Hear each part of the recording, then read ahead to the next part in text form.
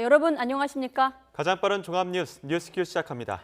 네, 닷새 만에 단거리 미사일 2발을 발사한 북한에 대해서 한미 정상이 경고의 메시지를 보냈습니다. 북한의 의도를 전문 기자와 함께 잠시 뒤에 분석해 보도록 하겠습니다. 네, 올해부터 한국형 레몬법이 시행되고 있지만 유명무실하다는 지적입니다. 잠시 뒤 레몬법의 개념과 어떤 게 문제가 되는지 짚어보도록 하겠습니다. 네.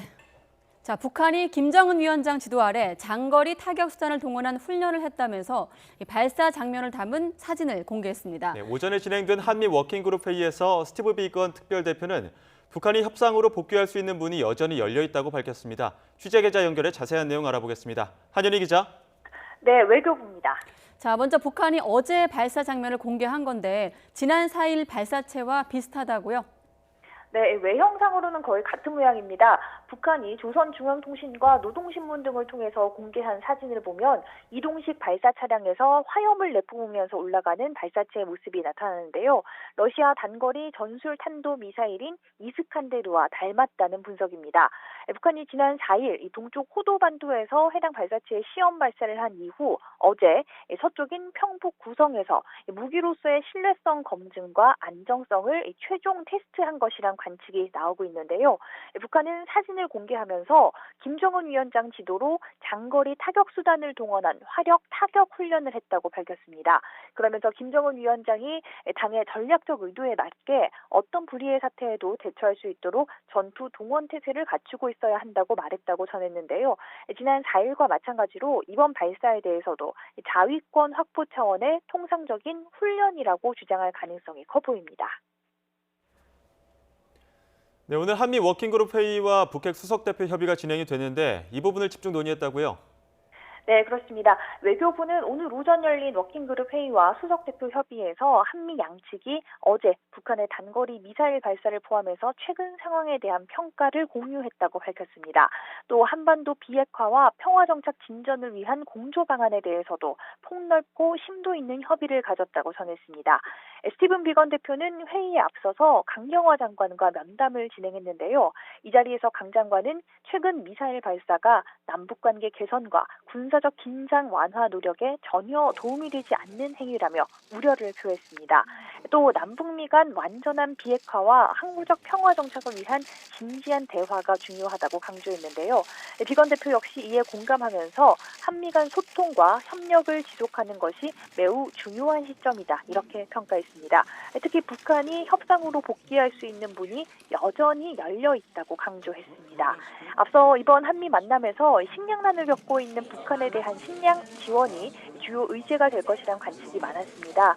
정부도 국제사회와 협의하겠다면서 적극적인 모습을 보였지만 북한의 잇따른 미사일 발사로 인한 여론 악화 탓인지 공식 보도자료에서는 직접적인 언급을 하지 않았습니다. 비건 대표는 오늘 진행하기로 했던 모두 발언들도 모두 비공개로 전환하며 메시지 발신에 신중한 모습을 보이고 있습니다. 이런 가운데 오늘 오전 외교부 청사 앞에서는 한미 워킹그룹을 반대하는 단체의 집회가 열렸습니다. 이들은 워킹그룹이 남북관계를 가로막고 있다며 해체를 주장했습니다. 지금까지 외교부에서 YTN 한연입니다. 네, 그런데 이번에 추가로 발사된 북한판 이스칸데르, 궤도형 전차에 실어서 발사를 했습니다. 비행 거리도 420km까지 늘었는데 사실상 남한 전역이 사정권에 들어간다는 분석입니다.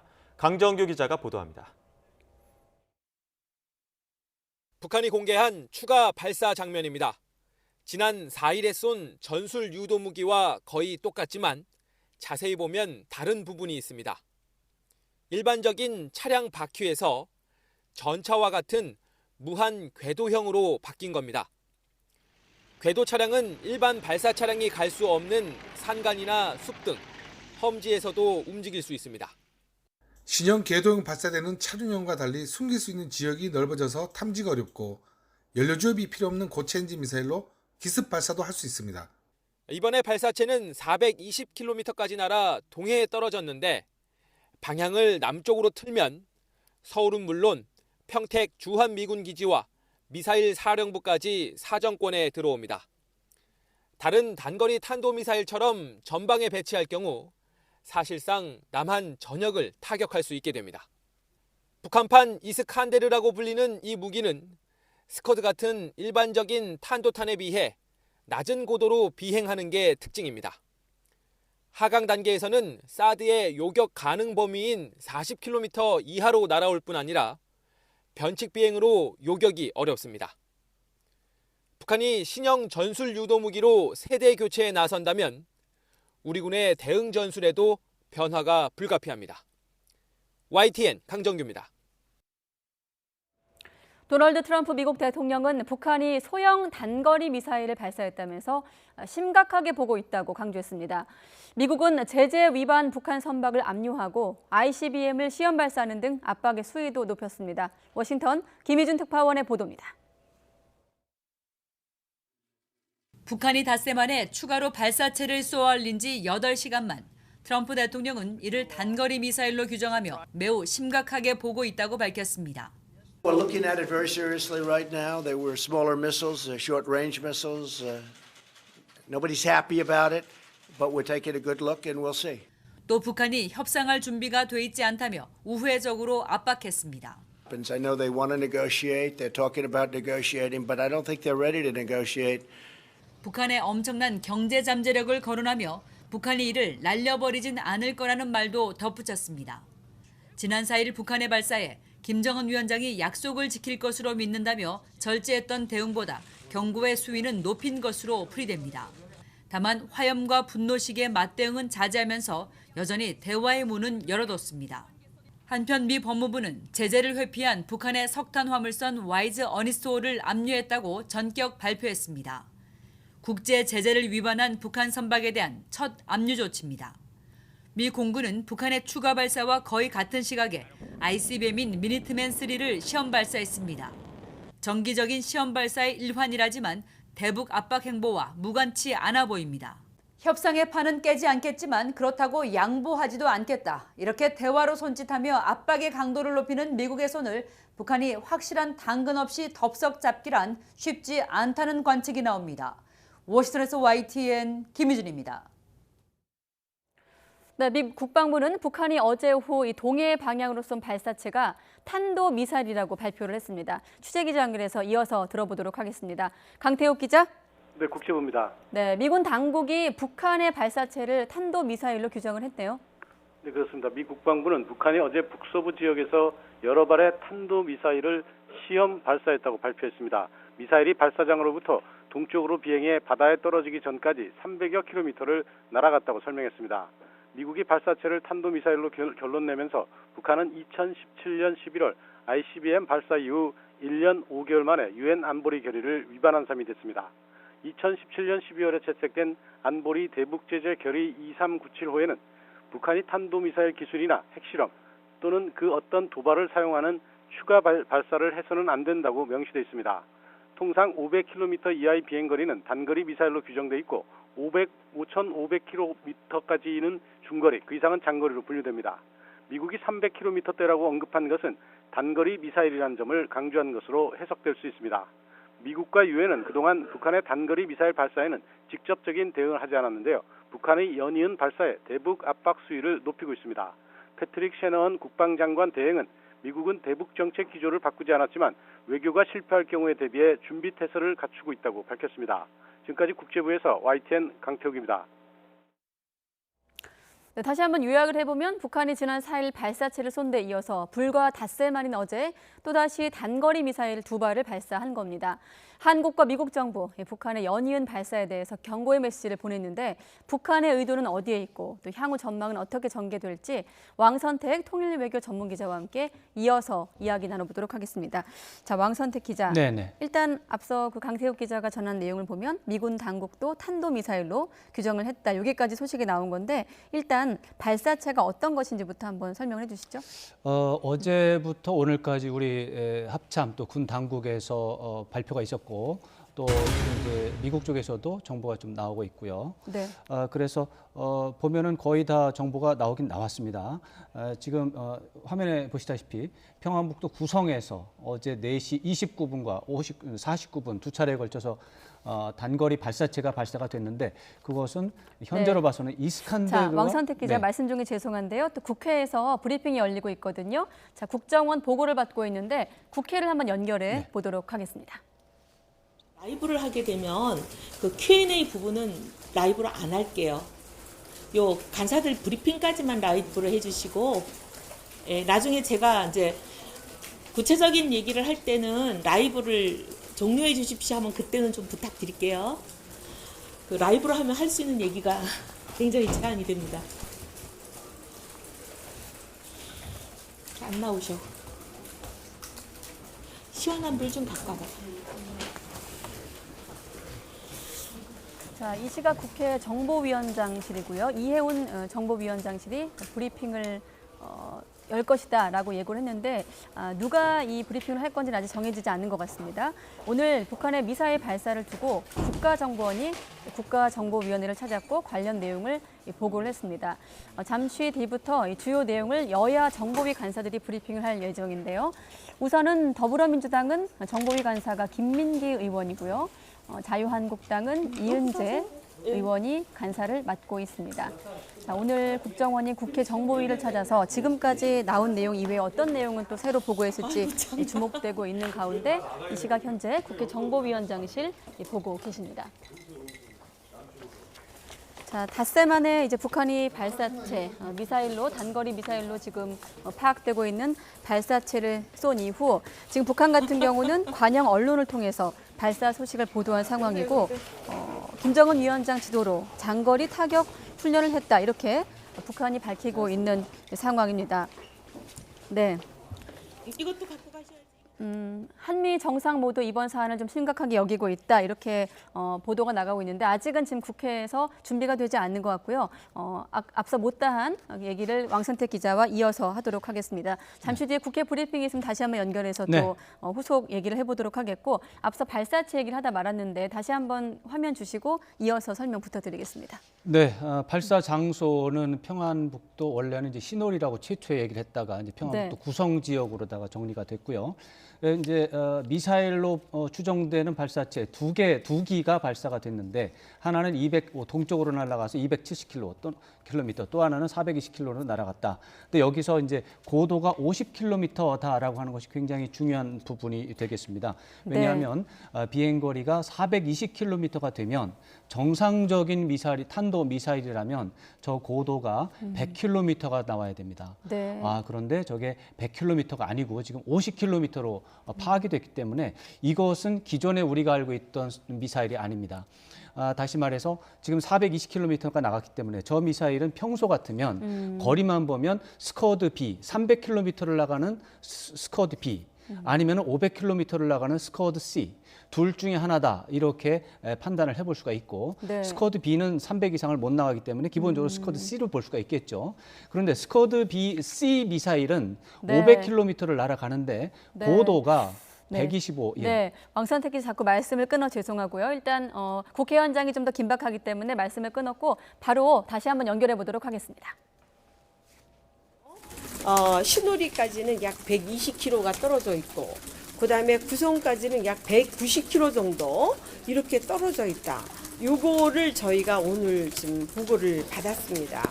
그리고 이제 4시 29분에 하나 어제 발사가 됐고 그다음에 4시 49분에 발사가 됐는데 그것은 하나는 그러니까 5월 4일에 그 발사할 때는 이 텔이 그냥 그 타이어가 붙은 그 이름을 뭐라고 했죠? 이름을 뭐라고 했죠? 타이어가 차륜형 텔을 가지고 그날 발사를 했고요. 그다음에 어저께는 두 발 다 궤도형 텔을 가지고 했다는 거. 그거 우선 제가 먼저 말씀을 드리겠습니다. 다음에는 김민기 의원 말씀하시고 또 제가 할게요. 그래? 네.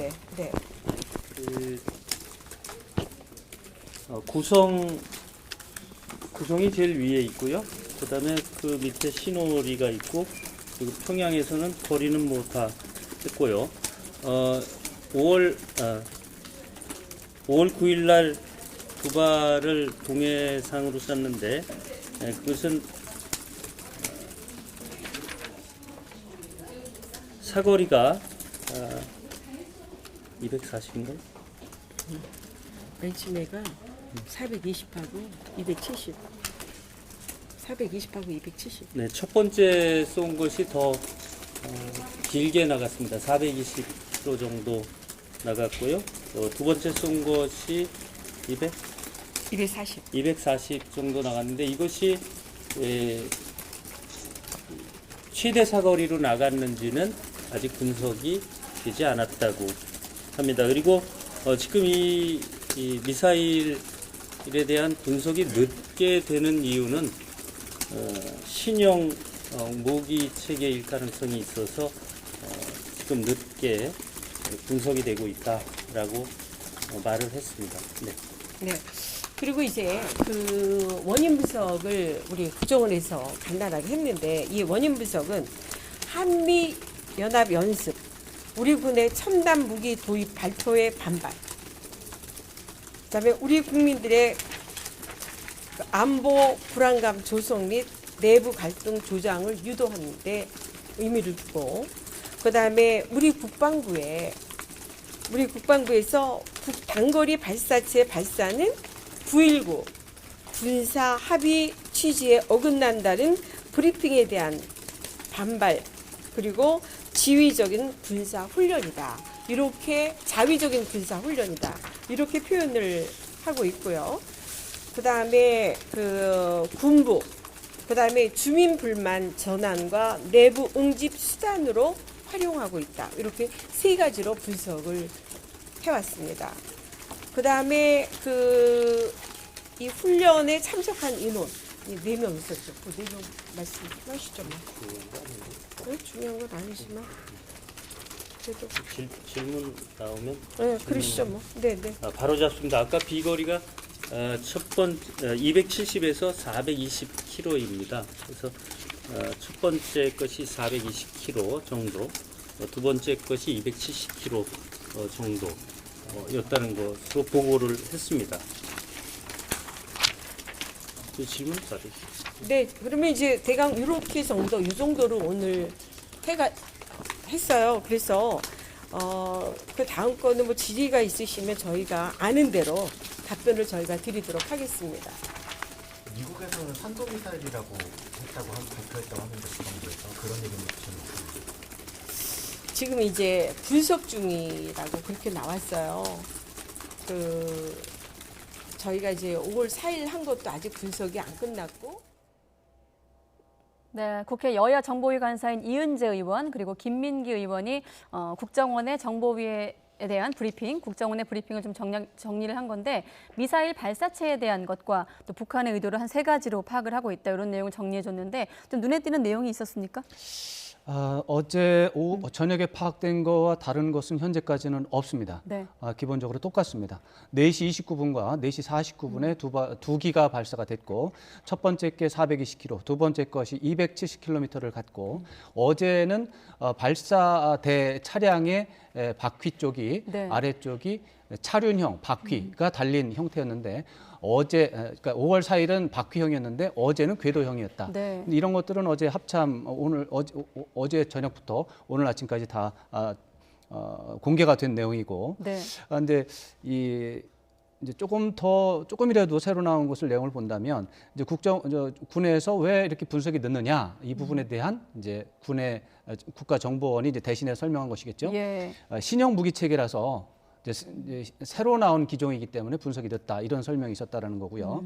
그다음에 원인 분석에 대해서는 뭐 기존에 다 알고 있는 내용들인데 그런 것들 쭉 나열을 했습니다. 다시 한번 정리를 해드리면, 네. 한미 연합 군사 훈련에 대한 반발이 있었다. 그다음에 한국이 최신 첨단 무기를 도입한 것, 이것은 F-35 스텔스 전투기를 얘기하는 것이고요. 네. 무기 도입한 것에 대한 반발이다. 그다음에 남한 쪽 내부에 안보 불안을 조성하려는 의도도 있다. 그리고 남한 쪽에 내부 갈등을 조성하려는 의도가 있고, 그다음에 국방부가 지난 5월 4일에 북한의 발사체에 대해서 9.19 군사합의 취지를 위반하는 것이다 라고 네. 하는 입장을 내놓았죠. 거기에 대한 거기에 대해서 반발해서 어제 또 쐈다, 이런 말이 되는 것이고, 기본적으로는 또 북한이 자위적인 통상적인 군사훈련이다라는 의미도 들어있는 것이고, 마지막으로 주민 불안, 이제 북한 내 주민 불안을 이제 완화하기 위해서 어쩌면 체제 결속을 위해서 이런 어제와 같은 무기 발사를 했다. 이런 국가정보원의 설명이 있었고 마지막으로 이제 우리가 이제 화면을 막 이제 꺼지기 전에 네. 들은 내용은 이제 기자가 이것이 탄도 미사일이냐 아니냐에 대한 분석이 왜 어떻게 정리가 됐느냐 이렇게 질문을 해보니까 예. 이제 그 이현재 국회의원께서는 아직 국가정보원은 분석 중이라는 답을 내놓았다. 어느 쪽이라고는 말을 하지 않고 분석 중이다 이렇게 답을 했다. 이제 거기까지 들었습니다. 네, 탄도 미사일에 대한 부분은 아직은 분석 중이다까지. 사실 이 부분은 네. 뭐 기술적으로 보면 거의 의미가 없는 얘기입니다. 미사일은 둘 중에 하나입니다. 탄도 미사일 아니면 순항 미사일. 그런데 내륙 평북 구성에서 네. 동해를 향해서 쐈다. 순항 미사일이 절대로 될 수가 없습니다. 그것은 탄도 미사일일 수밖에 없습니다. 그래서 탄도 미사일이냐 아니냐를 갖고 계속 질문하는 거는 굉장히 좀 어색한 부분이 되겠습니다. 지금 상황에서는 그러니까 탄도 미사일이죠. 예. 탄도 미사일로 볼 수밖에 없는 상황이다. 미사일은 딱 두 가지 네. 정도밖에 없습니다. 탄도 미사일 아니면 순항 미사일. 그런데 평북 구성에서 동쪽으로 쐈다. 그러면 순항 미사일일 리가 없습니다. 그러니까 이것은 탄도 미사일이죠. 네. 그러면 이 부분은 어떻습니까? 지난 4일에 발사된 것은 우리도 그렇고요. 미국 군 당국도 발사체라는 표현을 썼는데 네. 이번엔 지금 단거리 미사일로 규정이 되지 않습니까? 네, 이제 단거리라는 요소가 있고 미사일이라는 요소가 있죠. 네. 지난 5월 4일에는 그것이 미사일인지 아닌지 헷갈렸습니다. 왜냐하면 거리가 240km를 갔습니다. 근데 240km를 가면 미사일이 아닌 로켓포도 240km를 갈 수 있고요.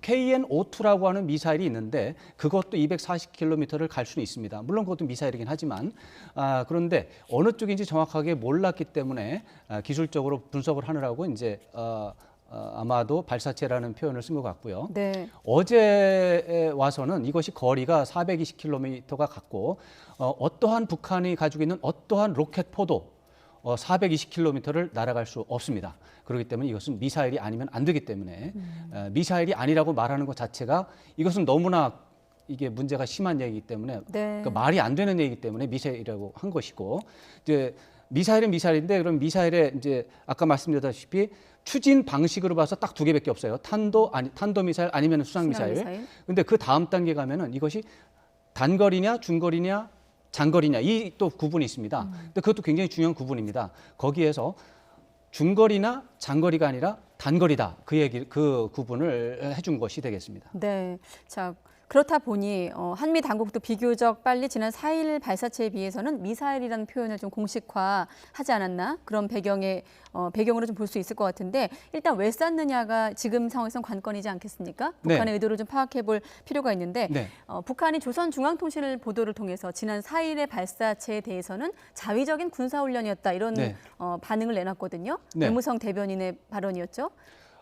그렇습니다. 네, 지난 네. 4일 발사체에 네, 대해서는 그렇습니다. 자, 이번 같은 경우는 닷새 만에 두 발의 단거리 미사일 발사 어떻게 좀 해석할 수 있을까요? 북한이 똑같이 설명하고 있습니다. 통상적인 자위 훈련 차원에서 발사가 이루어졌다라고 설명을 하고 있습니다.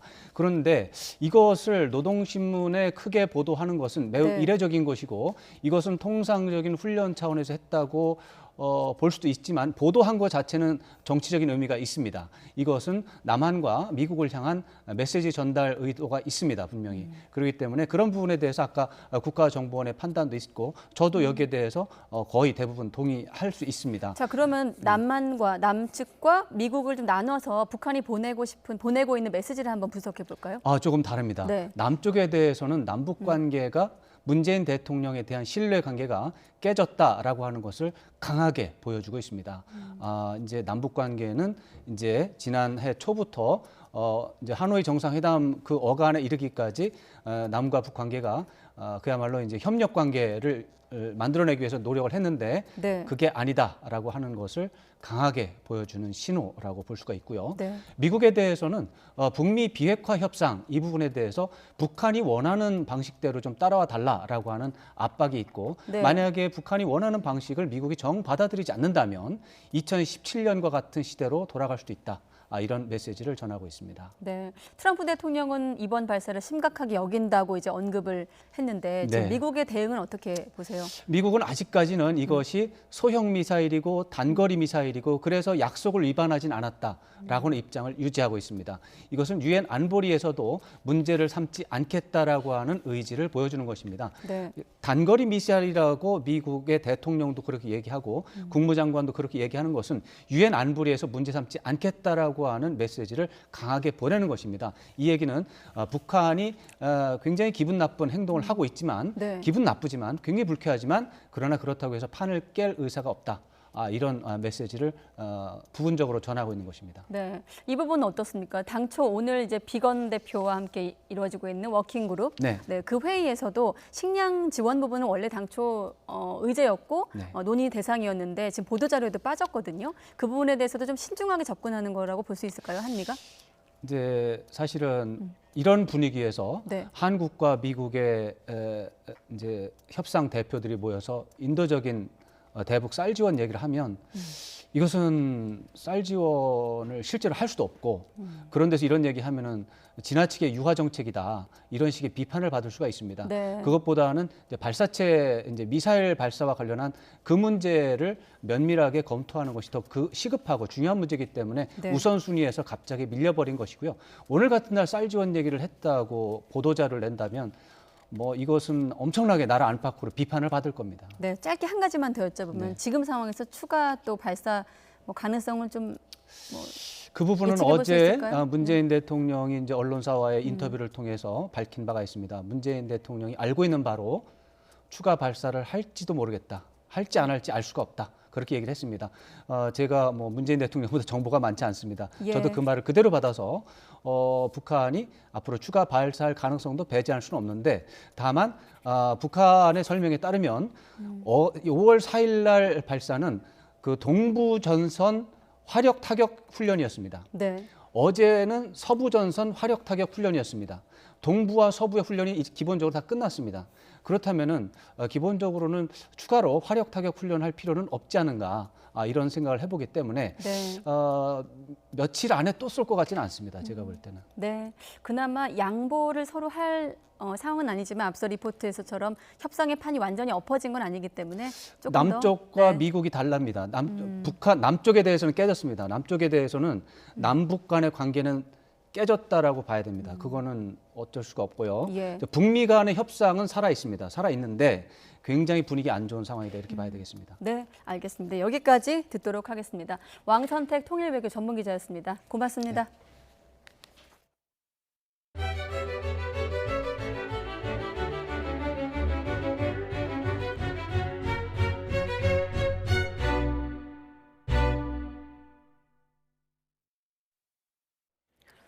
네, 북한의 단거리 미사일 발사를 예의주시하고 있는 정치권 한 목소리로 규탄은 했지만 대응 방안에 대해서는 동상이몽입니다.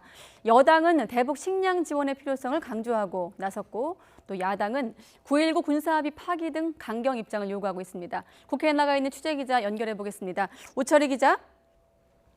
네, 국회입니다. 네, 여야 입장 다시 한번 전해주시죠.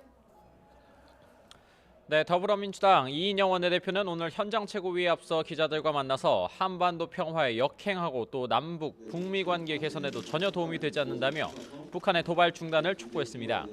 다만 북한이 대화와 협상의 길로 나올 수 있도록 식량 지원은 즉각적으로 이뤄져야 한다고 강조했습니다. 인도적 지원에 대해서는 흔쾌히 임하겠다 이런 그 입장들을 기존의 보수 정권들도 표방을 했었기 때문에 지금의 미사일 문제와는 좀 별개로 북에 대한 식량 지원 문제는 전향적으로. 조정식 정책위의장도 기자간담회에서 이번 발사가 9.19 남북 군사합의 위반은 아닌 것으로 보고 있고 유엔 안보리 결의 위반 여부는 분석이 필요하다고 밝혔습니다. 반면 자유한국당 나경원 원내대표는 김정은 국무위원장이 본색을 드러냈다면서 정부가 전통적인 관계 복원, 그러니까 한미동맹 강화를 통해 북한에 단호한 입장을 보여야 한다고 요구했습니다. 그러면서 9.19 군사합의 파기와 안보라인 교체, 국제사회와의 공조를 통한 제재 유지와 전시작전 통제권 조기 전환의 전면 재검토를 주장했습니다. 우리가 이 대북 정책이 한국 제일주의가 아니라 북한 제일주의였습니다. 이제 대한민국 국익을 중심으로 한 한국 제일주의 대북 정책으로 이제 복원해야 될 때입니다. 대구 경북에서 민생투쟁 대장정을 이어가는 황교안 대표도 대북 식량 지원에 대해 엄중한 제재가 필요한 상황에 오판할 수 있는 일을 해서는 안 된다고 반대 입장을 분명히 했습니다. 하지만 바른미래당 손학규 대표는 북한이 즉각 도발을 중단하고 대화와 외교로 문제를 해결하는 성숙한 모습을 보여야 한다면서도 인도적인 식량 지원은 필요하다는 입장을 피력했습니다. 이런 가운데 군은 북한의 미사일 발사 관련 내용을, 김현철 통일부 장관은 식량 지원 등 대북 현안을 국회에 각각 보고했습니다. 자, 그리고 문재인 대통령 취임 2주년 대담에서 제안했던 대통령과 여야 대표 회동에 대해서도 서로 입장이 엇갈리고 있죠? 네, 민주당 이해찬 대표는 문 대통령과 여야 지도부 간의 대북 식량 지원 문제 논의를 위한 회동 제안을 적극 환영한다는 입장문을 냈습니다. 대북 정책 협력의 기반을 마련하고 추가 경정 예산안과 탄력 근로제 단위 기간 확대 등 시급한 민생 현안에 대해서도 폭넓은 대화가 이루어지길 바란다고 밝혔습니다.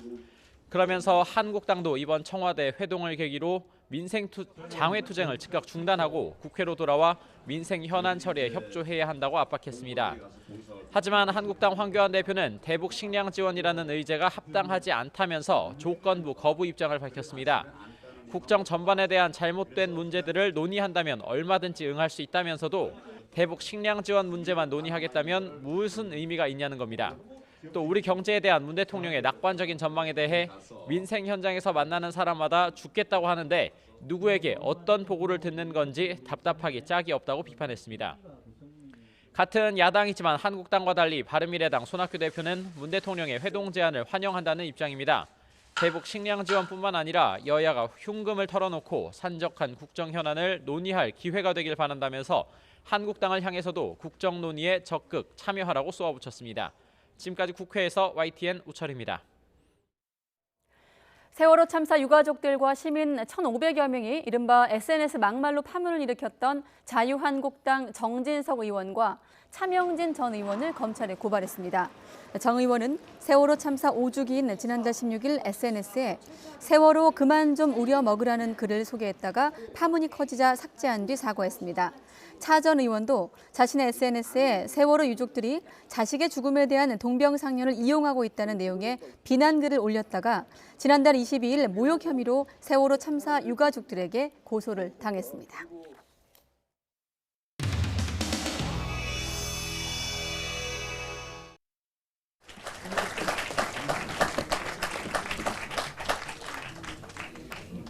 언제까지 손들고 계실 겁니까? 원내대표에 출마한다니까 머리끝에서 발끝까지 너부터 바뀌어라 이렇게 말씀하셨습니다. 보십시오. 머리부터 바꿨습니다.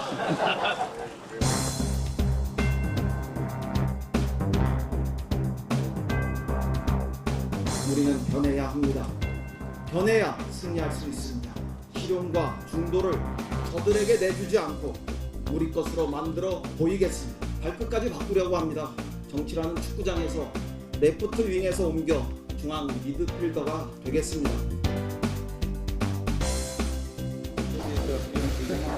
진심으로 축하드립니다. 미드필더를 강조하셨던데 진정한 미드필더는 레프트 윙도 왔다 갔다 하면서 결정적인 순간에 골을 넣는 것이 그 역할을 하고 봅니다. 저는 믿어 의심치 않습니다. 원내대표라는 어떤 그 위치가 미드필더인 것 같습니다.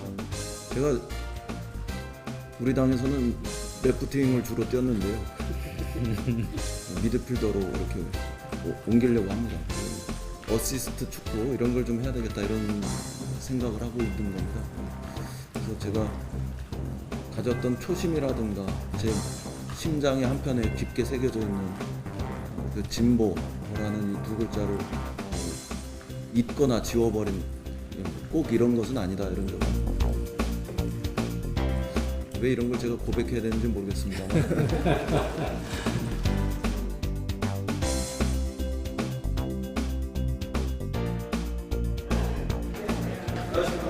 아이고 축하드립니다.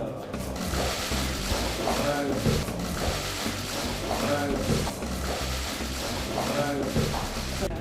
저 축하드립니다. 축하드립니다.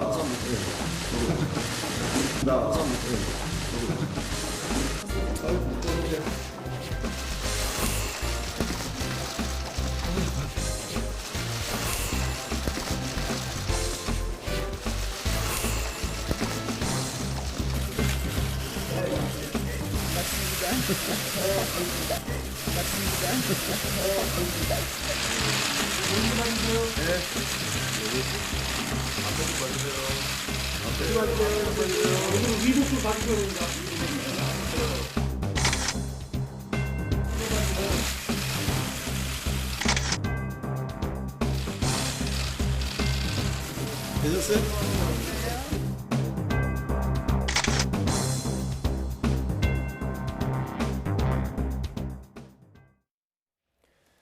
KT 채용비리 의혹과 관련해 수사를 맡은 서울 남부지방검찰청의 지검장 가족도 티켓 채용을 청탁했던 사실이 드러났습니다. 지검장은 직무에서 배제됐습니다. 자세한 내용 취재기자 연결해 알아보겠습니다. 이경국 기자. 네, 사회부입니다. 네, 티켓 채용을 청탁한 검사장 가족 누구죠? 네, 서울 남부지검 권익환 지검장의 장인입니다. 장인인 손모 씨는 지난 2012년 4월 당시 이석채 KT 회장을 직접 만나 서족화의 티켓 채용을 청탁한 것으로 드러났습니다. KT 티켓 채용 의혹을 수사하는 서울 남부지검은 최근 이 같은 사실을 확인했다고 밝혔습니다. 2012년 상반기 티켓 채용 대상자를 조사하던 가운데 지검장의 장인이 연루된 것을 파악했다는 겁니다. 수사팀은 바로 권익환 지검장에게 관련 사실을 보고했고 권 지검장은 즉각 대검찰청에 자진 신고했습니다. 이에 따라 권 지검장은 관련 업무에서 배제된 상태입니다. 권 지검장의 장인인 손 씨는 판사 출신으로 오공화국 시절 청와대 민정비서관 등을 지낸 것으로 알려졌습니다. 지난달 26일 검찰에 소환된 손 씨는 자신의 청탁 사실을 인정했습니다. 다만 손 씨와 이석채 전 회장이 어떤 인연이 있는지는 아직 파악되지 않았습니다. 검찰은 남부지검 1차장 검사가 지검장의 직무를 대리하고 있다면서 KT 채용비리 수사에 차질은 없을 것이라고 설명했습니다. 지금까지 사회부에서 전해드렸습니다. 박근혜 정부 당시 경찰의 불법 사찰과 정치 개입 의혹을 수사하는 검찰이 강신명, 이철성 전 경찰청장에 대해 구속영장을 청구했습니다. 지난 20대 총선을 앞두고 정보경찰을 동원해 친박 후보들을 도운 혐의를 받고 있는데요. 취재기자 연결합니다. 전준영 기자. 네, 서울중앙지검입니다. 네, 전직 경찰청장 2명의 동시에 구속영장이 청구된 건 이례적인 일인데 구체적으로 어떤 혐의를 받고 있죠? 네, 지난 2016년 20대 총선을 앞뒀을 당시 경찰 조직은 강신명 청장과 이철성 차장이 이끌고 있었습니다. 검찰은 이 당시 경찰 수뇌부가 불법으로 선거에 개입했다고 보고 있습니다. 서울중앙지검은 오늘 선거법 위반과 직권 남용 등의 혐의로 전현직 경찰 고위 간부 4명에 대해 한꺼번에 구속영장을 청구했습니다. 검찰이 전직 경찰청장 2명에 대해 동시에 구속영장을 청구한 건 이번이 처음입니다. 강 전 청장과 이 전 청장을 비롯해 김상훈 전 경찰청 정보국장, 박화진 전 청와대 치안비서관 등 모두 4명인데 공직선거법 위반과 직권 남용 혐의가 적용됐습니다.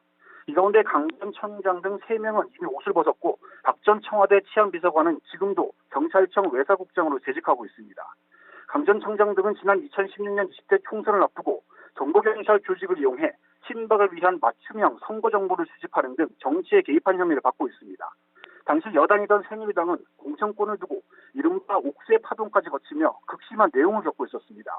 검찰은 당시에 경찰이 친박계와 갈등을 빚던 정치인들의 동향을 파악하고 선거 판세 분석 보고서 등을 작성하는 데 개입하는 걸로 보고 있습니다. 강 전 청장은 앞서 2차례 검찰 소환 조사 과정에서 이 같은 혐의를 부인한 것으로 알려졌는데요.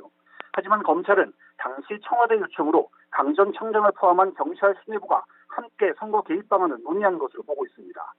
특히 강 전 청장과 이 전 청장 등은 지난 2012년부터 2016년 사이에 경찰청 정보국장으로 재직하면서 정부의 비판적인 인물들을 불법 사찰한 혐의도 받고 있습니다. 검찰은 이들이 세월호 참사 특별조사위원회나 국가인권위원회 일부 위원들, 정교조, 진보교육감 등을 이른바 좌파로 규정하고 사찰한 것으로 보고 있습니다. 검찰은 강 전 청장 이전의 경찰 수뇌부에 대해서도 불법 사찰 등에 개입한 혐의가 있을 것으로 보고 수사를 계속하고 있습니다. 지금까지 서울중앙지검에서 YTN 전준영입니다. 5년여 만에 다시 검찰에 출석한 김학의 전 법무부 차관이 14시간 넘게 강도 높은 조사를 받고 일단 귀가했습니다. 진술을 거부하진 않았지만 성범죄와 뇌물 의혹을 모두 부인한 것으로 알려졌습니다. 박기환 기자의 보도입니다. 김학의 전 차관이 지친 표정으로 검찰 청사를 나섭니다. 김 전 차관은 기자들의 질문에도 조사의 성실이 임했다고만 말한 뒤 차를 타고 귀가했습니다. 오늘 수사에서 혐의에 대해서는 좀 충분히 소명을 하셨나요? 예, 성실히 조사에 임했습니다. 오전 10시쯤 출석한 김 전 차관은 14시간 넘게 조사받았습니다. 검찰은 김 전 차관을 상대로 뇌물과 성범죄 의혹을 강도 높게 추궁했습니다.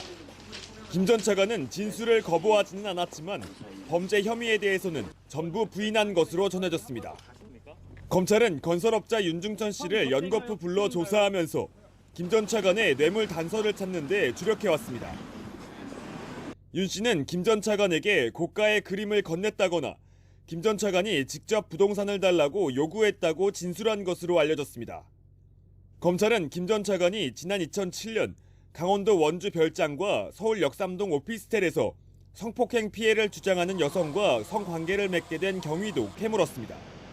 검찰은 김 전 차관과 여성의 관계가 성범죄에 해당하는지 아니면 성접대로 볼 수 있는지 검토하는 것으로 전해졌습니다. 김 전 차관이 윤 씨에게 성접대를 받고 직무 관련 청탁을 들어줬다면 뇌물죄 적용이 가능합니다. 윤 씨와 김 전 차관 주장이 엇갈리기 때문에 검찰은 두 사람을 대질 조사하는 방안도 검토하고 있습니다. 김학의 전 차관의 뇌물 정황이 어느 정도 확보된 만큼 검찰은 조사 내용을 검토한 뒤 사전 구속영장 청구 여부를 결정할 방침입니다. YTN 박규환입니다. 삼성바이오로직스 분식회계 의혹과 관련해 증거인멸을 지시한 혐의를 받는 삼성전자 임원 2명의 구속 여부가 밤늦게 결정됩니다. 검찰은 이들의 신병을 확보해 삼성그룹 윗선 지시가 있었는지 수사를 확대한다는 계획입니다. 조성호 기자의 보도입니다. 삼성전자 사업지원 TF 소속 백모 상무, 그리고 보안선진화 TF의 서모 상무가 구속영장 심사를 받기 위해 법원 청사로 들어섭니다. 증거인멸을 지시했는지 묻는 취재진에 아무런 답 없이 법정으로 향합니다. 대여이나 미전실 같은 특정 단어 삭제하신 거 있으신가요? 왜 그 단어 삭제 지시하신 거예요? 윗선 지시 받으셨습니까? 검찰은 지난해 삼성바이오로직스 분식회계 의혹 수사를 앞두고 증거인멸을 지시한 혐의로 삼성 임원들에 대해 구속영장을 청구했습니다. 백 상무는 삼성바이오 자회사 에피스 직원들의 휴대전화를 검사하고 이재용 삼성전자 부회장을 뜻하는 단어들을 검색해 관련 자료를 삭제한 혐의 등을 받고 있습니다. 보안 담당인 서 상무는 삼성바이오와 에피스의 회사 공용 서버 등 전산 자료를 은닉하는 과정에 주로 개입한 것으로 전해졌습니다. 검찰이 삼성바이오 수사와 관련해 삼성전자 임원 신병 확보에 나선 건 처음입니다. 앞서 검찰은 증거인멸에 관여한 혐의로 삼성바이오와 자회사 에피스 임직원 3명을 구속했습니다.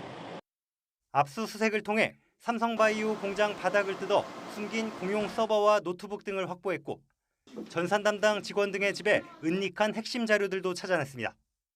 검찰은 영장심사에서 그룹 차원의 조직적인 증거인멸이 장기간 이어진 만큼 두 상무에 대한 구속수사가 불가피하다고 강조한 것으로 전해졌습니다. 이들의 구속 여부는 이르면 오늘 밤 결정됩니다. 검찰의 칼끝은 임원급 윗선을 향하고 있습니다. 삼성전자 임원들의 구속영장이 발부된다면 이재용 부회장의 핵심 측근으로 알려진 사장급 인사들에 대한 수사가 불가피할 전망입니다. YTN 조성호입니다. 성매매 알선과 횡령에 더해 성매수 혐의까지 추가된 가수 승리의 구속 여부가 오는 14일 결정됩니다.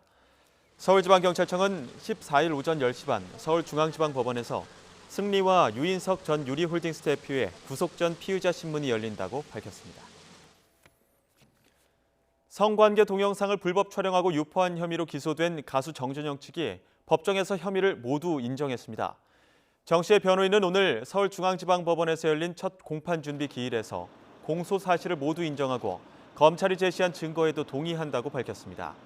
변호인은 다만 정 씨가 가수 최정훈과 한 여성을 집단 성폭행했다는 의혹으로도 경찰 조사를 받는 만큼 이 사건이 기소되면 함께 재판을 받도록 조정해달라고 요청했습니다.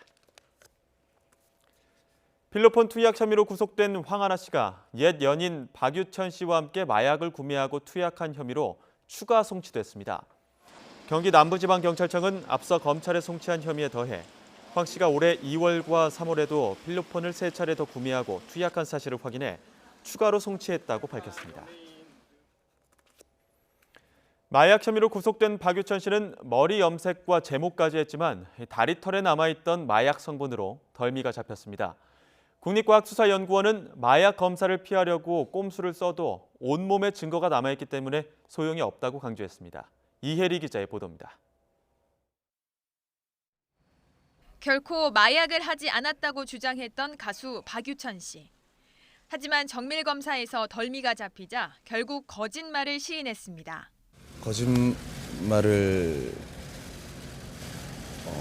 하게 돼서 그 부분 너무 많은 분들께 진심으로 죄송하다는 말씀 하고 싶었고요. 마약 감정에는 보통 소변이나 머리카락이 사용되지만 모발이 충분하지 않으면 모든 채모가 검사 대상입니다. 눈썹이나 코털, 심지어는 솜털까지도 가능합니다. 제모와 탈색을 반복한 박 씨도 다리털에 남긴 마약의 흔적까진 지우지 못했습니다. 솜털 같은 게 굉장히 많죠. 실험할 수 있는 양이 저희가 있거든요. 그 정도의 양이 채취만 된다면은 어떤 털이든지 원리는 같기 때문에 검사 가능합니다. 한 달에 약 1cm씩 자라는 머리카락을 분석하면 마약 투약 시기도 역으로 계산할 수 있습니다. 만에 하나 채모를 채취할 수 없더라도 손톱이나 발톱 등 몸 구석구석에 마약 성분이 남는다는 게 국과수의 설명입니다. 어떤 약물을 투약하면 몸 어딘가에는 흔적이 남습니다. 땀이나 침, 피부 그런 데서도 마약 검출하는 기법이 지금 계속 개발되고 있고 연구되고 있습니다. 대마나 필로폰 외에도 신종 마약이 속속 등장하는 가운데 이를 검거하기 위한 창과 방패의 싸움은 더욱 치열해지고 있습니다. 국경이 따로 없는 마약 사범을 뿌리 뽑기 위해선 마약 감정 기술에 대한 적극적인 투자가 시급해 보입니다. YTN 사이언스 이혜리입니다. 검경 수사권 조정안을 두고 경찰 수뇌부의 반응은 조심스럽기만 합니다. 경찰의 권한을 키운 조정안을 두고 논란이 커질까 전전긍긍하는 모습인데요. 정작 국민 불안을 해소하기 위한 노력은 부족해 보입니다. 김대근 기자가 보도합니다. 검경 수사권 조정안에 대한 검찰 측의 왜곡된 주장을 바로잡겠다며 비공개 브리핑을 준비했던 경찰은 몇 시간 만에 갑자기 일정을 취소했습니다. 검경 간 갈등으로 비치는 게 부담스러웠던 것으로 보입니다. 앞서 문무일 검찰총장이 민주주의에 반한다며 수사권 조정안을 공개 반대했을 때에도 경찰은 우왕좌왕했습니다. 조목조목 반박하는 자료를 냈다가 여론에 관심이 쏠리자 반박이 아닌 설명 자료였을 뿐이라며 다급히 수습에 나섰습니다. 현재 검찰은 수사권 조정안으로 경찰의 권한이 비대해진다며 강하게 반발하고 있습니다. 이전에는 경찰에서 수사를 해서 검찰에 무조건 송치하게 돼 있고 그럼 검찰에서 한번 필터링 할 수 있는 그런 기회가 있었어요. 그런데 수사 이미 종결이 돼버리면 이런 기회가 전혀 없어지면 이걸 대체할 수 있는 방법을 검경 수사권 조정안에 마련을 해야 한다는 거죠. 경찰 내부에서는 반론이 들끓습니다. 영장을 청구하고 재판에 넘기는 권한은 여전히 검찰이 독점한 알맹이 없는 조정안이라는 겁니다. 강제 수사를 하지 못하는 수사는 거의 수사의 실익을 달성할 수가 없기 때문에 아무리 경찰이 수사에 대한 독자적인 권한을 갖는다고 하더라도 검사가 압수수색영장을 청구해주지 않으면 압수수색 한 건도 못하고요. 구속영장을 청구해주지 못하면 피의자 신병을 확보를 못합니다. 조직 차원에서 적극적으로 반박해야 한다는 요구까지 나오지만 수뇌부는 조심스럽기만 합니다. 민감용 경찰청장은 전 직원에게 보낸 이메일에서 경찰이 시험대 오른 만큼 실수하지 말라며 내부 단속에 나섰습니다. 경찰의 권한을 키운 수사권 조정안을 두고 논란이 확대될까 전전긍긍하는 모습입니다. 검찰의 공세를 무마하는 데만 신경 쓸 뿐 국민 불안을 해소하기 위한 노력은 보이지 않습니다. 종결권이 경찰에 의해서 행사될 때 그 반대쪽에 있는 일반 국민들의 기본권이나 또는 치안의 유지라는 것이 어떻게 효과적으로 효율적으로 보장될 수 있을 것인지 그 방안은 최선의 방안은 무엇인지 이 부분으로 논의가 바뀌어야 되는 것이죠. 수사 과정에서 국민의 기본권을 강화하기 위해 그동안 어떤 준비를 해왔는지, 경찰의 수사 능력도 충분히 믿을 만한지, 유착관계 수사도 잘 해낼 수 있는지, 국민의 신뢰와 공감을 얻기 위한 경찰의 적극적인 설명과 설득이 필요한 시점입니다. YTN 김대근입니다. 네, 지난해 잇따랐던 주행 중 화재와 관련해 BMW 코리아 김효준 회장이 경찰에 소환됐습니다. 김 회장은 결함 원인을 알고도 회사 차원에서 조직적으로 은폐한 혐의를 받고 있습니다. 보장원 기자의 보도입니다. BMW 코리아 김효준 회장이 처음으로 소환됐습니다. 경찰이 수사에 착수한 지 8개월 만입니다. 김 회장은 BMW 디젤 차량의 결함 사실을 알고도 조직적으로 은폐를 시도한 혐의를 받습니다. 고객분들을 비롯한 많은 분들께 심려를 끼치던 점 다시 한번 송구스럽게 생각합니다. 오늘 그간의 과정을 있는 그대로 소상하게 말씀드리면서 성실하게 조사에 임하겠습니다. 지난해 7월 주행 중이던 BMW 차량에 잇따라 불이 났습니다. 얼마 뒤 BMW가 차량의 결함을 알면서도 판매했다는 의혹이 불거졌습니다. 이에 대해 BMW는 화재 발생 한 달 전에야 배기가스 재순환 장치, 이른바 EGR의 결함을 인지했다고 주장했습니다. We are confident that we have found the root cause, and this has become clear to us. The root cause is a leaky cooler module, as stated on a number of occasions. 정부 조사 결과 BMW의 주장은 거짓으로 드러났습니다. 이미 15년 10월에 BMW 본사에서는 EGR 쿨러 균열 문제 해결을 위한 TF를 구성하였으며 설계 변경 등 화재 위험을 줄이기 위한 조치에 착수한 정황이 포착되었습니다. 경찰은 지난해 8월 수사에 착수했습니다. 현재까지 독일 BMW 본사의 하랄트 크리거 회장과 BMW 코리아 임직원 등 모두 18명이 입건됐습니다. 경찰 관계자는 모두 3차례에 걸쳐 BMW 코리아 본사와 서버 등을 압수수색해 의미 있는 증거들을 확보했다고 밝혔습니다. 김 회장을 상대로 조직적인 은폐 시도가 있었는지 캐물은 경찰은 조만간 신병 처리 여부를 결정할 방침입니다. YTN 부장원입니다. 네, 결함 은폐로 회장까지 경찰에 소환이 된 건데 이번에도 BMW 자동차 얘기입니다. 멀쩡한 차가 리콜 받고 나서 이상이 생겼는데 한 대가 아니라 여러 대가 그랬습니다. 제조사는 상황 파악도 못하고 있습니다. 어떤 얘기인지 홍상기 기자가 취재했습니다.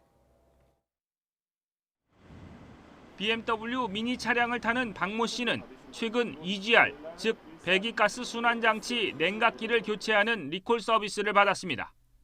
지난해 운전자들을 공포에 떨게 했던 BMW 화재 사건 원인과 같은 부품을 바꾼 겁니다. 그런데 오히려 멀쩡하던 차에 심각한 문제가 생겼습니다. 하자마자 뭐 이런 엔진 장애 등이라든지 그리고 뭐 특이한 소음이라든지 그리고 RPM이 출력이 조금 불안정하다든지 이런 증상이 지속해서 일어났고요. 실제로 도로 주행 중에 한번 시동이 꺼졌었고요. 리콜 조치를 받고 차에 이상이 생겼다는 운전자가 박씨만은 아니었습니다. BMW 미니 동호회 블로그나 카페 등에는 리콜을 받고 차에 문제가 발생했다는 글이 줄을 이었습니다. 수리한 서비스 센터는 저마다 달랐지만 문제가 생긴 뒤에 반응은 한결같이 리콜과는 관계없다는 대답뿐이었습니다. 그러면서도 차에 왜 이상이 생겼는지도 모른 채 수백만 원 하는 부품을 이것저것 교체해보라는 권유를 했습니다. 터보타조하고 PDF, 터보타조 부품만 교체하는데 350이 들어간다고 350을 요구를 하더라고요. 전문가들은 EGR을 교체하면서 연동된 다른 부분을 종합적으로 세팅하지 못했을 가능성을 제기합니다. 연관 부품들, 예를 들어서 이제 흡배기 쪽의 라인이라든지 이런 부분들에 대한 이제 클리닝이라든지 관리 부분을 같이 해줘야 되는데요. 밸런스를 맞추지 않았거나 리콜 자체 작업이 이제 그런 부분들을 예상하지 않고 진행했기 때문에 지금 발생하는 문제고. 고객들의 불만이 줄을 잇는데도 BMW 코리아 본사에서는 아예 보고된 내용이 없다며 상황조차 파악하지 못하고 있습니다. 멀쩡하던 차가 리콜 서비스를 받고 이상이 생기는 일이 줄을 잇는데도 모르쇠로 일관하는 BMW 코리아 본사나 서비스 센터의 태도는 고객들의 분노를 사기에 충분해 보입니다. YTN 홍성기입니다.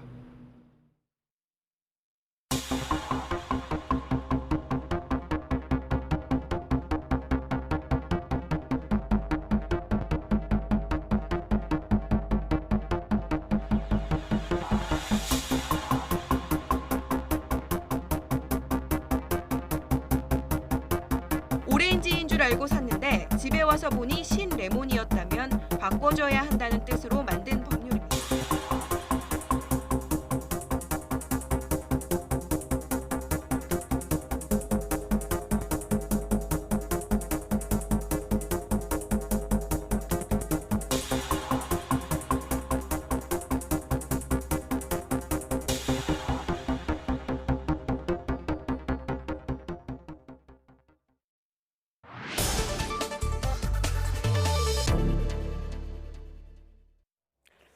네, 새 차에 결함이 있을 경우에 교환 또는 환불을 요구할 수 있는 권리를 보장하는 법을 레몬법이라고 부르는데요. 올해 1월 1일부터 한국형 레몬법이 시행이 되고 있지만 사실상 유명무실이란 지적이 나오고 있습니다. 왜 그런 건지 오늘 퀵터뷰에서 박순장 소비자주권시민회의 소비자감시팀장과 이야기 나눠보도록 하겠습니다. 팀장님 안녕하십니까? 예, 안녕하세요. 네, 레몬법이 있고 이제 올해 1월부터 한국형 레몬법이 이제 시행이 됐는데 어떤 취지 제도인지 다시 한번 좀 설명해 주시죠. 예. 이 한국형 레몬법은 그 자동차 관리법 그 제5장의 2에서 이제 규정하고 있는 건데요. 네. 그 소비자들이 그 신차를 구매한 이후 1년 이내에 주행거리 2만 킬로 이내에 그 중대하자 2회, 일반하자 3회에 같은 고장이 반복되면은 그 30일 이상의 수리 기간이 되면은 제조사를 상대로 네. 그 교환 환불 중재 신청을 할 수 있다는 교환불 중재 신청을 할 수 있는 요건이 충족된다는 겁니다, 이게. 그러면 일단 신차 구매 후 1년 이내에 같은 고장이 반복된다는 이 조건이 있어야 되네요. 그렇죠. 네. 자, 1월 1일부터 시행이 됐으면 그러면 이걸 기준으로 지난해 하반기에 출시된 차는 이 법에 적용이 안 되는 건가요? 그렇죠. 안 되죠. 왜냐하면 이게 1월 1일 이후부터 그 이 법이 시행되고 있기 때문에 네. 특히 또 1월 1일부터 이후라 하더라도 그 제조사들이 그 중재 규정 수락을 했을 경우에 가능한 거고 네. 중재 규정을 수락하지 않은 제조사의 그 자동차를 구매한 소비자들은 이 법의 그 적용을 받지 않는다라고 봐야죠. 그 형태가 제조사가 이 법을 수락하는 형태인 건가요? 그렇죠. 구매 계약할 때 제조사들의 그 교환환불 중재 규정을 수락한다라는 그 계약에 구매한 자동차에 한한다라는 거죠. 그럼 바꿔 말하면 강제성이 없기 때문에 제조사가 수락하지 않아서 계약서에 그런 그 관련 조항을 자발적으로 넣지 않으면 이게 있으나 마나한 거네요, 이 법이? 그렇죠. 이 조항이 그 자동차사들의 자율적이고 권고 규정에 불과하기 때문에 강제성이 없다라는 거죠.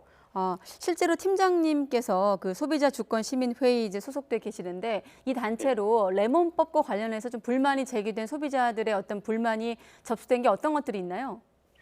이게 사실은 레몬법이 시행되기 이전부터 그 작년부터 이제 뭐 BMW 화재 사건도 있지만 다른 그 외국산 그 수입산 자동차를 구입한 이후에 자동차 그 하자와 관련해가지고 이 자동차 그 정비소라든가 정비 부품의 고가라든가 수리 기간이라든가 과잉 정비라든가 또 이 그 하자에 대한 그 소비자들의 입증이라든가 이런 여러 가지 곤란한 문제점 때문에 소비자들이 그 피해에 대한 문의라든가 이거에 대한 해결을 촉구하는 어떤 이런 항의들이 상당히 많이 들어오고 있는 입장이거든요, 지금. 그렇군요. 좀 구체적으로 사례를 들어서 설명해 주실 수는 없을까요? 이 사례가 일단은 그 작년에 그 BMW 화재가 발생했는데 네. 이게 사실은 일회 사고다가 차량이 그 사용할 수 없게끔 망가진 거거든요. 네. 그렇다면 일회 사고를 하더라도 이것은 그 교환환불 제도에 의해 가지고 교환을 해줘야 되거든요. 예. 그런데 사실은 지금 그 레몬법상으로는 이게 2회 이상 30일 그 수리 기간 또 이런 부분 경우에도 이게 그 화재에 대해서 만약에 6개월 이후에 발생했다라고 하면은 이제 구입한 날로부터 6개월 이후에 화재가 발생했다라고 하면은 그 화재 원인에 대해서 제조사가 부인을 하게 되면 소비자가 입증을 다 해야 돼, 이 부분에 대해서. 네. 그런데 이런 부분에 대해서 지금 소비자들은 비전문가이고 전문가인 제조사를 상대로 이 부분을 입증을 해서 교환 환불을 받는다라는 것은 사실상 어려운 일이죠. 네. 일단 특히 또 예, 말씀하시죠. 예, 자동차가 뭐 주행 중에 시동이 꺼진다라든가 급발진을 한다라든가 이런 상황에서도 이 부분에 대해서 그 소비자들이 입증을 하라는 것은 상당히 어렵고 네. 또 결함이라는 게 보통 그 6개월 이내에 발생하는 그 희소하거든요. 거의 뭐 6개월 이후 뭐 1년 이내 이렇게 결함이 발생하는 상황인데 6개월 이내에 제조사이고 6개월 이후는 소비자의 입증 책임이라는 어떤 이런 어떤 불합리한 소비자의 규정 때문에 사실은 이 법이 시행된다 하더라도 소비자들한테는 상당히 어렵다라고 봐야 되겠죠. 그렇군요. 일단은 그래서 레몬법이라는 걸 이제 시행을 한 건데 듣기로는 레몬법을 시행했지만 수입차의 경우가 좀 더 이 레몬법을 미루고 있다고 알려지고 있는데 실제로 그런가요? 그렇죠. 왜냐하면 지금 레몬법이 1월 1일부터 시행되고 있는데 네. 국내 이제 5개사는 뭐 정도 수용을 하고 있는데 수입산 10개사가 수용을 거부를 하고 있죠. 네. 이 볼보라든가 BMW, 도요타, 닛산은 뭐 하고 있는데 가장 많이 국내에서 팔리고 있고 점유하고 있는 벤츠라든가 아우디, 폭스바겐, 포드 네. 이런 10개사들이 아직도 교환 환불 중재 규정을 수락을 하지 않고 있어서 소비자들이 만약에 그 차를 구입한 이후에 어떤 교환 환불의 요건에 충족하는 하자가 발생해도 교환 환불을 받을 수가 없고 옛날같이 일반 민사소송에 의해서 교환 환불의 보상을 받아야 되는 어떤 이런 이상한 일이 벌어지고 있습니다. 네, 앞서 한국형 레몬법이 자동차 관리법에 해당한다고 하셨는데 법이라는 것을 수락해야 된다는 그 표현도 좀 상식적으로 이해는 안 갑니다만은 그래서 이 단체에서 관련 실태 그리고 법 개정 방안에 대해서 국토부에 공개 질의도 했다고 들었습니다. 그때 질의 당시에 국토부 입장은 어떤 건가요? 저희들이 이제 국토부에 질의를 해보니까 네. 국토부의 입장은 이런 거예요. 중재 규정 수락 여부는 제조사들의 자연 규정이기 때문에 국토부에서 강제할 수가 없고, 그리고 중재 규정이라는 거는 강제로 적용하게 되면은 이거는 제조사들의 재판 청구권을 침해하는 것이다라는 이상하고 이게 사실은 재판 청구권 침해는 소비자들의 권리를 침해하는 거거든요. 침해하는 것이다라고 주장하고 있고 또 중재 규정에 대한 재판 청구권 청구를 계속 국토부라든가 정부에서 이거를 강제하다 보면은 어떤 소비자들과 제조사들과의 어떤 형평이 어긋난다. 네. 그래서 이거를 제조사들한테 강제로 수락을 해라, 수용을 하게 해라. 이런 법안을 만들 수가 없다라는 게 국토부의 저희들 질의에 대한 해심이거든요. 그렇군요. 자, 일단은 소비자 입장에서도 이렇게 한국형 레몬법이 시행됐다. 1월부터 시행이 됐다는 점을 알아둘 필요가 있을 것 같고 일단 지금 현재로서는 레몬법이 사실상 대책이 없어 보인다는 지적이거든요. 지금 시점에서 좀 제도 개선을 위해서 가장 좀 시급하게 개선돼야 될 점이 어떤 점이라고 생각하십니까? 지금 가장 시급한 문제는 레몬법이 교환 환불 중재 규정이 범위하고 절차하고 요건이 상당히 엄격하게 제한돼 있거든요. 네. 그래서 이런 부분을 소비자들이 좀 편리하고 신속하게 교환 환불을 받을 수 있도록 조건을 좀 완화해야 되는 거고 또 한 가지는 중재 하자에 대한 중재 요건치 입증 책임에 대한 부분을 제조사보다는 소비자보다는 제조사가 책임지는 방향으로 이 부분이 시급히 제정돼야 할 것이고 또 한 가지는 사실은 레몬법이 적용된다 하더라도 집단소송제라든가 징벌적 손해배상제라든가 이런 부분이 도입되지 않으면은 이 한국형 레몬법이 시행된다 하더라도 이 법이 올바른 어떤 시행이 되기가 좀 어렵다라고 저희들은 보기 때문에 이 부분의 바탕 위에서 이 법이 시행이 된다라고 저희들은 보고 있습니다. 네, 알겠습니다. 박순장 소비자주권시민회의 소비자감시팀장이었습니다. 오늘 말씀 잘 들었습니다. 예, 감사합니다.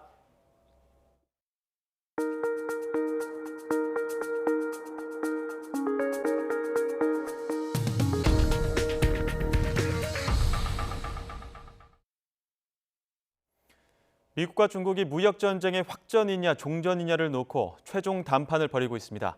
이런 가운데 미국이 중국산 제품에 부과하는 인상된 관세는 제품이 중국을 출발하는 시점으로 정했는데요. 실제 징수로 이어지기까지 일종의 유예 조치라는 관측이 나옵니다. 박철원 기자가 보도합니다. 관세 폭탄안을 꺼내 흔들면서 중국을 강하게 밀어붙이던 미국. I happen to think that tariffs for our country are very powerful. You know, we're the piggy bank that everybody steals from, including China. 중국산 제품에 대해 인상된 세율로 관세를 징수하겠다는 예고 시간은 지났습니다. 하지만 시점을 중국을 출발하는 제품부터 적용하기로 해 실제 징수로 이어지기까지는 어느 정도 시간이 남아 있습니다. 일종의 유예 조치라 미국의 시간 벌기라는 관측도 나옵니다. 마지막까지 중국을 압박해 원하는 합의를 이끌어내려는 미국의 의도가 숨어 있다는 것입니다. 앞서 미국은 2천억 달러의 중국산 제품에 부과해온 10%의 관세를 25%로 인상한다고 발표하고 관보에도 실었습니다. 이런 가운데 트럼프 대통령은 시진핑 주석으로부터 합의를 희망하는 아름다운 친서를 받았다고 말해 타결 가능성도 열어놨습니다. I did get last night a very beautiful letter from President Xi. Let's work together. Let's see if we can get something done. 류허 부총리를 비롯한 중국 대표단은 로버트 라이트하이저 대표 등 미국 대표단과 첫날 협상을 마치고 현지 시간 10일 협상을 이어가기로 했습니다. 在当前这种特殊的形势下，非常理性，非常坦诚的和美方呢交换意见。 특히 미중 무역 전쟁의 확대나 연장은 글로벌 금융시장에 큰 충격을 줄 것으로 예상돼 두 나라의 최종 협상 결과를 전 세계가 주목하고 있습니다. YTN 박철원입니다. 중국 상무부는 미국이 2천억 달러치의 자국산 대미 수출품에 대해 25%의 고율 관세 부과를 시작한 것에 대해 반격 조치에 나설 것이라고 밝혔습니다. 중국 상무부는 오늘 관세 부과가 확정된 직후 성명을 내 유감을 표시하고 이 같은 입장을 발표했습니다. 중국 상무부는 그러나 구체적인 대응 조치는 설명하지 않았습니다. 정부가 올해 말까지 수소차 6천여 대를 보급할 계획입니다. 산업통상자원부는 16차 에너지위원회를 열어 올해 말 수소차 보급 목표를 지난해 말보다 7배가 많은 6,300여 대로 잡았다고 밝혔습니다. 이에 따라 연내 신규 보급 물량은 5,400여 대로 기존보다 35% 늘었습니다. 지난해 경영참여형 사모펀드 신규 자금 모집액이 사상 최대를 기록했습니다. 금융감독원은 지난해 새롭게 만든 경영참여형 사모펀드 자금 모집 금액이 1년 전보다 6조 5천억 원 늘어난 16조 4천억 원으로 집계됐다고 밝혔습니다. 경영참여형 사모펀드 수도 198개로 1년 전보다 46%가 증가했습니다.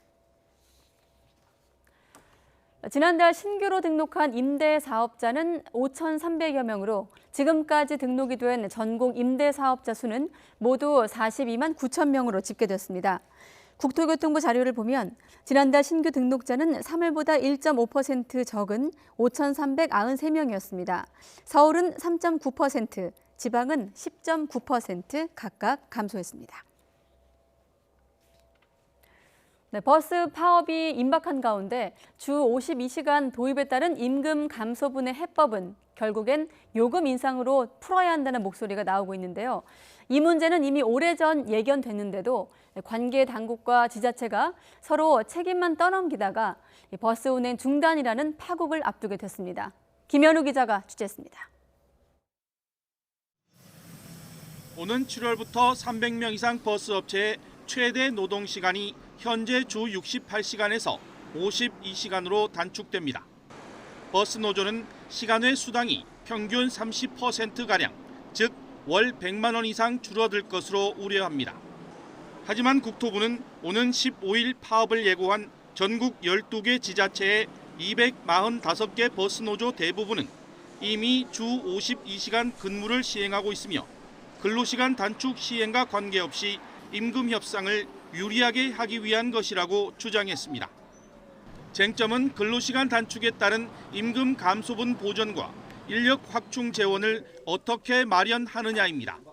국토부와 버스업계 분석 결과 내년까지 전국적으로 버스기사 7천여 명을 채용해야 주 52시간 체제에 맞출 수 있습니다.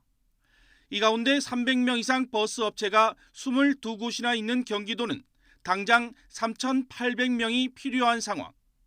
하지만 국토부는 버스 운송 사업에 대한 국고 지원 근거가 없다는 입장이고 경기도는 부정적 여론을 의식해 요금 인상에 난색을 표하고 있습니다.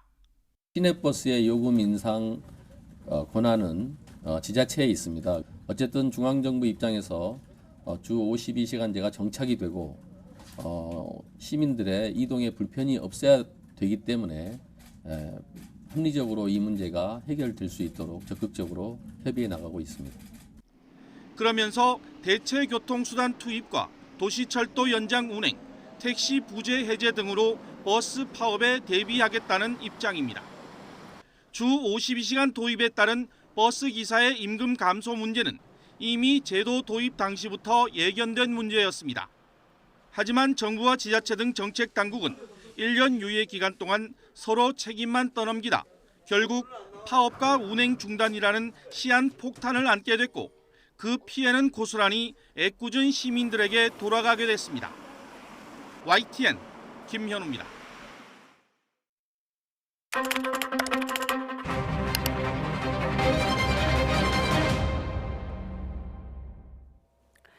네, 우리나라 식목일이 4월 5일 말고 하루가 더 있습니다. 5월 10일 오늘은 바다 식목일인데요. 오늘 뉴스 TMI에서 그 의미를 알아보도록 하겠습니다. 자, 박사권 앵커, 네. 바다 식목일, 바다에 나무를 심을 수는 없을 테고 무엇을 하는 날입니까? 네, 바다 식목일은 바다 사막화를 막고 해양 생태계의 중요성을 널리 알리기 위해 2012년 우리 정부가 세계 최초로 정한 국가 기념일입니다.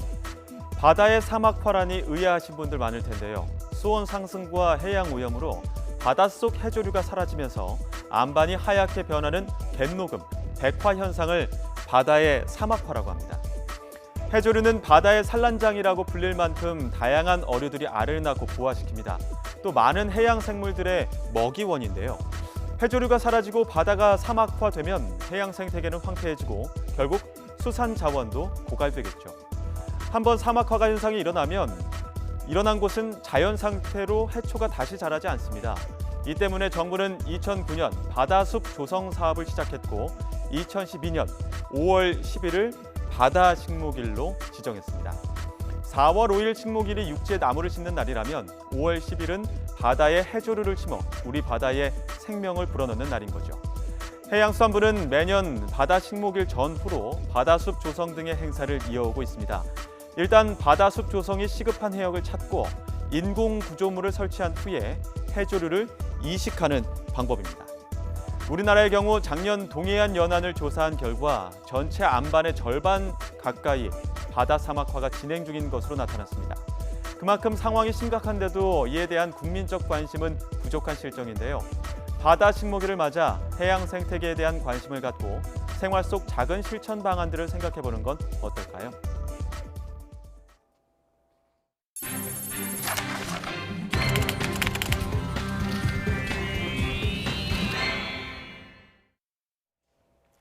네, 이제 어떤 날인지는 아실 테고요. 이 해양 생태계를 살리자고 만든 바다 식목일. 그런데 이 바닷속에 버려진 쓰레기가 많아서 해조류를 심을 수조차 없는 곳도 많습니다. 김종우 기자가 이어서 보도합니다. 부산 남항 방파제 앞 바닷속. 버려진 쓰레기를 찾아 들어갔는데 일단 앞이 잘 보이지 않습니다. 철판을 들어 올리자 시커멓게 오염된 펄이 흩어집니다. 수중에서 작업을 했는데 생각보다 너무 많은 쓰레기가 보였고요.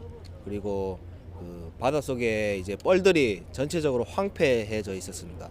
크레인까지 동원해 바닷속을 청소했더니 타이어와 통발 등 각종 폐기물이 잔뜩 나옵니다.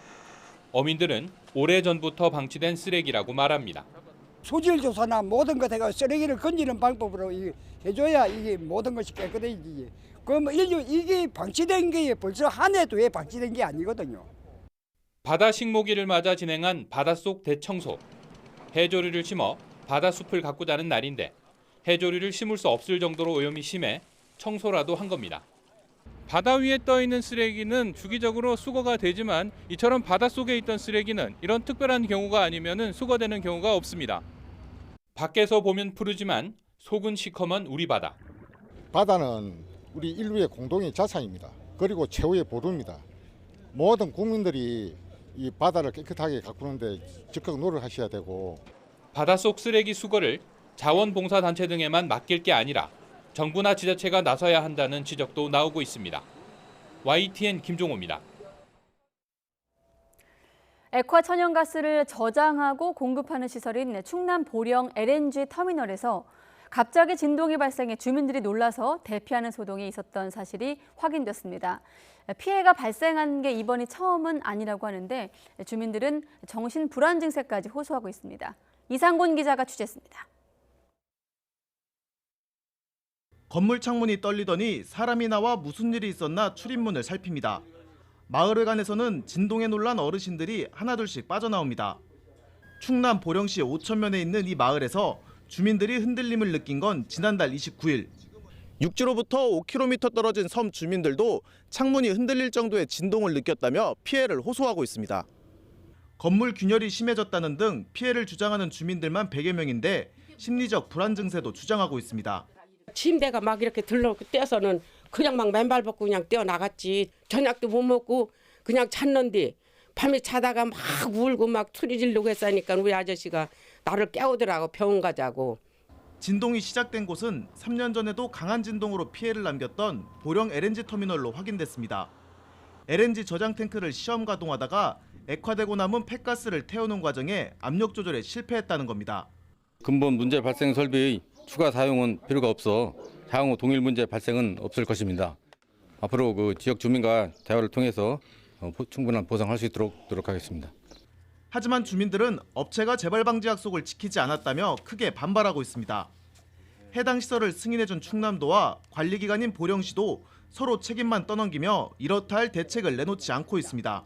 행정기관에서는 솔직히 나몰라라 하고 있습니다. 모든 불안감이나 이런 것을 해결해 줄 수 있는 그 행정 일이 하나도 없었습니다. 해당 업체는 진동 피해 사실을 확인한 후에도 문제가 된 장비를 밤새 가동했다고 밝혔습니다.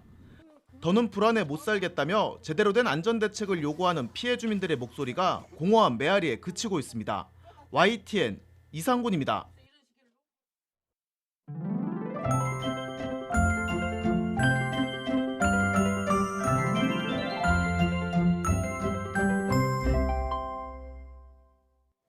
주말을 앞두고 초여름 더위가 찾아왔습니다. 이번 주말에는 더위 대비해 주셔야겠는데요. 주말이 내일 서울의 낮 기온이 28도, 특히 일요일인 모레는 29도까지 오르면서 올봄 최고 기온을 기록하겠습니다.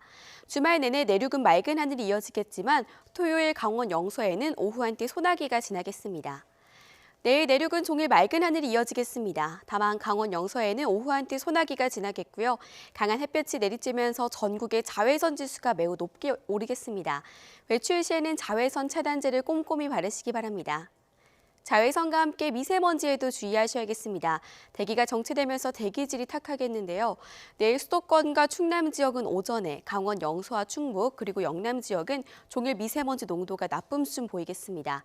이 지역에 계신 분들은 미세먼지용 마스크 챙기셔야겠습니다. 내일 아침 기온은 예년보다 1에서 2도가량 높겠습니다. 서울 아침 기온 14도, 광주 13도, 대구 14도, 부산 16도로 예상되고요. 낮 기온은 예년보다 2에서 6도가량 높겠습니다. 서울 낮 기온 28도까지 오르겠고 광주도 28도, 대구 29도, 부산 24도로 예상됩니다. 때이른 더위는 다음 주 초부터 누그러지겠고요. 당분간 맑은 가운데 예년보다 따뜻한 날씨가 이어지겠습니다. 지금까지 날씨 정보였습니다. 네, 뉴스큐 2부에선 리콜을 받고 줄줄이 고장이 난 자동차 문제 취재한 기자와 함께 이 문제 다시 들여다보도록 하겠습니다. 잠시 후에 뵙겠습니다.